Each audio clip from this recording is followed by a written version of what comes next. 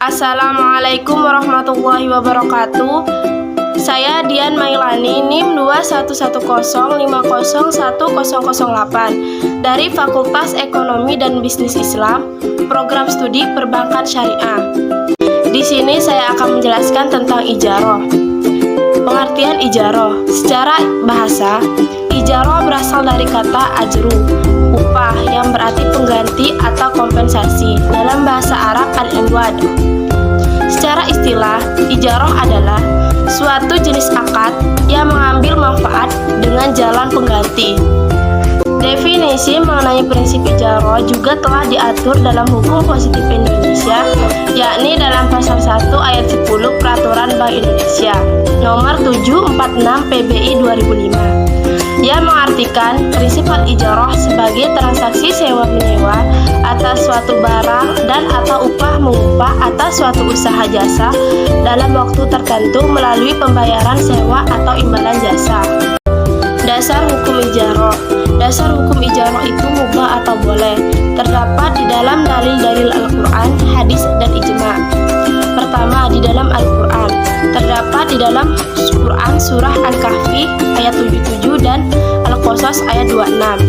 Yang kedua, di dalam hadis, terdapat di dalam hadis riwayat Ibnu Abbas, Ibnu Umar, Abdul Razak, dan masih banyak lagi yang lain. Yang ketiga, ijma'.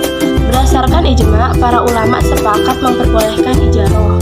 Rukun dan syarat ijaroh. Rukun ijaroh terbagi menjadi 3. Yang pertama, aqidani, yaitu terdiri dari pemberi sewa, muajir, dan penyewa, mustajir. Yang kedua, ma'qud alaih, yaitu objek akad, terdiri dari upah dan manfaat. Yang ketiga yaitu sigot, yaitu ijab dan qabul. Di dalam aqidani terdapat beberapa syarat, yaitu syarat bagi pemberi sewa dan penyewa harus balik, berakal sehat, dan ikhtiar, tidak paksa. Dalam ma'qud alaih, upah, terdapat beberapa syarat. Yang pertama, nominal harga atau upah sewa dan pembayaran yang jelas. Yang kedua, upah tersebut dapat digunakan sebagai transaksi jual beli. Yang ketiga, upah atau imbalan harus berupa sesuatu yang bernilai. Manfaat. Di dalam manfaat ada beberapa syarat. Yang pertama, barang disewakan harus memiliki manfaat. Yang kedua, manfaat tidak boleh menghilangkan sumber manfaat. Yang ketiga, manfaat harus dinikmati yang menyewa. Yang keempat, manfaat harus diserah terimakan. Dalam sigot ijab kabul terdapat syarat, yaitu dapat dipahami kedua belah pihak, baik diucapkan maupun secara kebiasaan. Macam-macam ijaroh dibagi menjadi 2, yaitu dilihat dari segi objek dan dilihat dari segi manfaat. Dari segi objek dibagi lagi menjadi 2, yaitu ijaroh hak guna adalah menjadikan kegunaan suatu barang untuk ma'qud alaih. Yang kedua, ijaroh amali, yaitu menjadikan pekerjaan atau jasa dari seseorang sebagai ma'qud alaih.